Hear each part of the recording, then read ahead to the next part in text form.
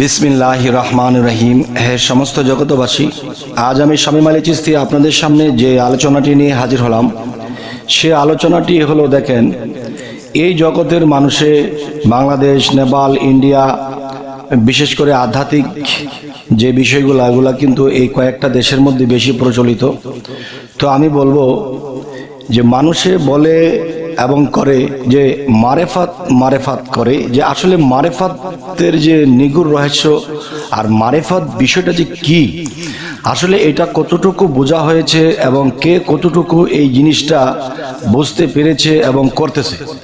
আসলে মারেফাত শব্দের অর্থের মধ্যে যদি যাই, যে আল্লাহর গোপন রহস্যকে জানা, তাহলে গোপন, যেমন মনে করেন পৃথিবীতে আমরা গাছপালা, তরুলতা, প্রাণী জগৎ, মানুষ, সমস্ত কিছু দেখতে পাচ্ছি, এটা তো আর গোপন নেই, এটা তো ওপেন, এটা তো পরিষ্কার দেখতে পাচ্ছি এবং এখান থেকেও আমাদের শিকার আছে। কিন্তু দেখা যায় আমাদের এই অন্তর চক্ষু দ্বারা যা দেখা যায় সেটাই মারিফাতে গণ্য হবে, এবং যা আমরা বাহ্যিক চর্মচোখে যা কিছু দেখতেছি তা কিন্তু দেখা যায় যে দেখে দেখে আমরা সৃষ্টির রহস্য বোঝার চেষ্টা করতেছি। এ হলো, আল্লাহ কিন্তু কোরআনে এই কথাটি বলেছেন যে তোমরা যদি আমাকে বুঝতে চাও, জানতে চাও, চিনতে চাও, তাহলে তোমরা আমার সৃষ্টির দিকে লক্ষ্য করো। তাহলে সৃষ্টির দিকে লক্ষ্য করে কিন্তু সবার বোঝা সম্ভব নয়। তাই বলবো, আসল কথা হলো যে মারিফত যে আমরা করি বলি, আসলে মারিফত বিষয়টা কি, আসলে কোন জিনিসগুলা দেখলে, বুঝলে, অর্জন করলে এটাকে মারিফত বলা হয়। আর মারিফত অর্থ ভাঙতে গেলেই যে আল্লাহর গোপন রহস্য। দেখেন, আমরা বাহ্যিক চোখে যা কিছু দেখতেছি তা কিন্তু মারিফত নয়। আমরা যা কিছু দেখতেছি এটা কিন্তু প্রকাশ্যে দেখতেছি। গাছের থেকে ঔষধ পাওয়া যায়, গাছের থেকে ফল পাওয়া যায়, এবং দেখা যায় আমরা যে খাদ্য খাবার খাই সমস্ত ধান গাছের চারা থেকে হচ্ছে, সমস্ত কিছু আল্লাহর কুদরত কিন্তু আমরা এভাবে বাহ্যিক চোখে দেখতেছি। মূলত আমরা যে আল্লাহর গোপন মারেফত, যেটা দেখলে, বুঝলে, অর্জন করলে আমরা সেই গোপন দেশে গোপন, সেই গোপনেরও গোপন যে আল্লাহ, তার সাথে আমরা মিশতে পারবো। সেই কোন সাধনা। দেখুন, আমরা মানুষ দেখি, মানুষের ভিতরে যে আত্মা আছে সেটা কি আমরা দেখি? মানুষের মধ্যে যে রূহ বক্ষিত হয় সেটা কি আমরা দেখি? যেই জিনিস দেখা যায় না চর্মচোখে, সেটা যদি আমরা দেখতে পাই, এখন অন্তর্চক্ষু দিয়ে হোক, দিব্য দৃষ্টি দিয়ে হোক, দিব্য জ্ঞান দিয়ে হোক, সেটাকে যদি দেখতে পারি, রিসার্চ করতে পারি, বুঝতে পারি, তাহলে সেটা কিন্তু আল্লাহর গোপন রহস্যের মধ্যে পড়ে। যেমন আত্মা আল্লাহর সৃষ্টি, আর রূহ নিজেই নিজের সৃষ্টিকারী, এবং আত্মা সেই রূহেরই সৃষ্টি। দেখেন যে রূহকে আমরা কিভাবে দেখব, যে মানুষের ভিতরে মানুষ, তার ভিতরে আরেকটা মানুষ, তার ভিতরে আছে রূহের চলাচল, আর সেই রূহের স্রোত কিন্তু একটাই নয়, সে নিরঞ্জনের বাহিরেও তার রূপ রয়। যাই হোক, সেখানে যাব না।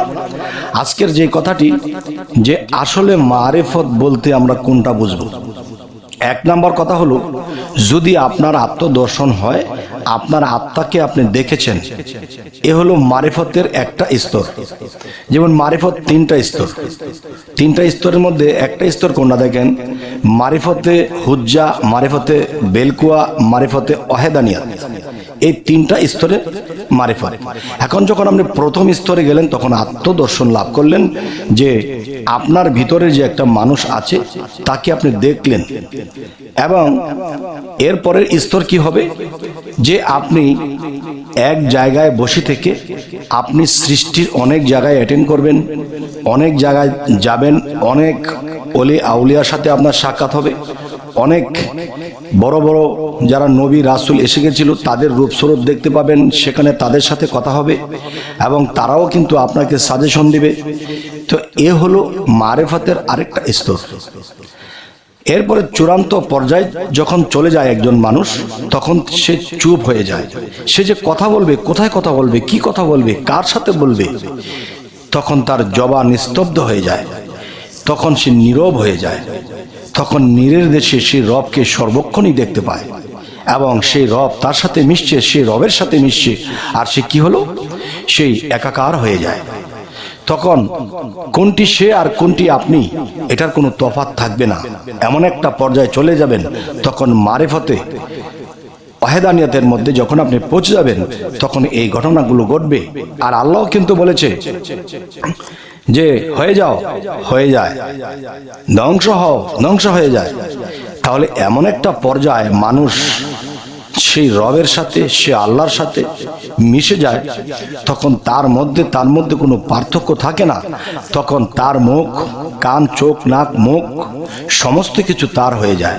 তখন আর আলাদা থাকে না, একাকার হয়ে যায়। আর একাকার যখন হয়ে যায়, তখনই সেই মানুষটি যা বলে তাই হয়ে যায়। এবং পৃথিবীতে যদি এমন জায়গায় একটা ঘূর্ণিপাক, এমন জায়গায় একটা কিয়ামত আসবে, এমন জায়গায় এমন একটা অবস্থান হবে, সব ধ্বংস হয়ে যাবে, সেখানে সে যদি অ্যাটেন্ড করে আর যদি মুখে বলে যে শান্ত হও বা থেমে যাও, থেমে যাবে। তাহলে এই লোক কি পৃথিবীতে আছে? আছে বাবা, তারা থেমে যাও বলবে না।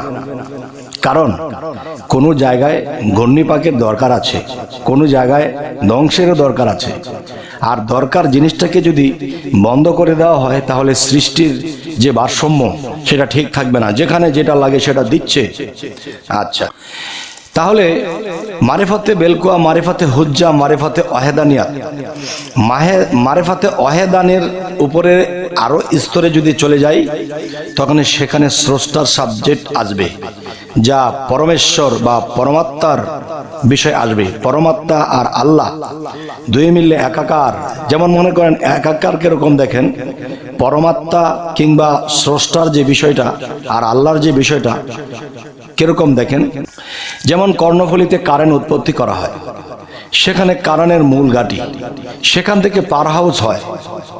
এই পাওয়ার হাউস হয়ে যখন এখান থেকে কারেন্ট সাপ্লাই দেয়, তখন জায়গায় জায়গায় ট্রান্সমিটার থাকে।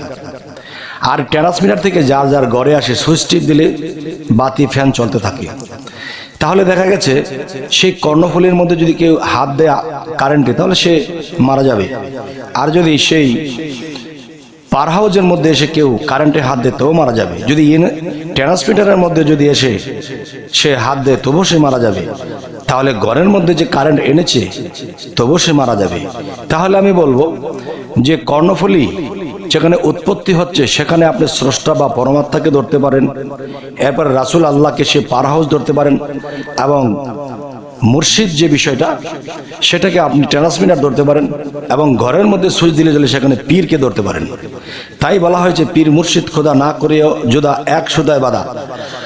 তবে হে সমস্ত জগতবাসী, এখন আমি আপনাদের সামনে যে আলোচনাটি করলাম, সেটি বোঝানোর চেষ্টা করলাম কি, যে শরীয়তের ভিতরে শরীয়ত আছে, তেমনি মারেফতের ভিতরে মারেফত, তার ভিতরে আরেক মারেফত। তেমনি মানুষের ভিতরে মানুষ, তার ভিতরে মানুষ, তার ভিতরে সাই নিরঞ্জন, এবং নিরঞ্জনের মধ্যে কেউ খেলছে।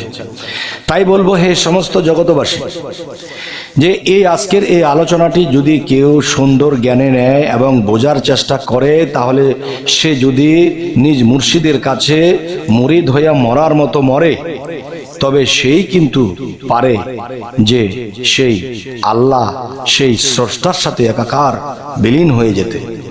দেখেন যে মানুষ কি কখনো আল্লাহ স্রষ্টা হতে পারে? দেখেন একটা জিনিস, একটা লোহার টুকরা যখন নাকি আগুনে দিয়ে দেওয়া হয়, তখন সে লোহা তো লোহাই ছিল, কিন্তু আগুনে দেওয়ার পরে লোহাটি লাল হয়ে গেছে। লোহাটি যে লাল হয়ে গেল, এখন লোহা কোনটা, আগুন কোনটা? লোহার মধ্যে ধরলে কিন্তু আপনার হাত পুড়ে যাবে। তাহলে লোহাটি কিন্তু আগে ছিল, তখন কিন্তু হাত পুড়েনি, এখন কিন্তু হাত পুড়ে যাবে। তাহলে এখন হাত পুড়বে কেন? এখন এখানে কানেক্ট হয়েছে, কর্ণফুলীর সাথে, পাওয়ার হাউসের সাথে, ট্রান্সমিটারের সাথে কানেক্ট হয়ে গেছে। এখন দেখা যায় একজন মানুষ, সাধারণ মানুষ, সে কিন্তু লোহা। আর যখন সে মানুষটি সাধনা করে, তখন সে আস্তে আস্তে লোহা পুড়ে লাল হচ্ছে, এবং লাল হতে হতে সে একটা ডিজাইন হবে, এরপরে তাকে ব্যবহার করা হবে। তাহলে দেখা গেছে যে সেই লোহার মধ্যে হাত দিয়ে সাধারণ মানুষের মধ্যে হাত দিলে বা কোনো কিছু করলে আপনার কিছু হয়নি। যখন সেই লোহা লাল হয়ে গেছে, যেই মানুষটি যখন সাধনায় আল্লাহ প্রাপ্ত হয়ে গেছে, সেই মানুষকে যখন আপনি আঘাত করবেন, তখন আপনি ট্রান্সমিটারে হাত দিলেন।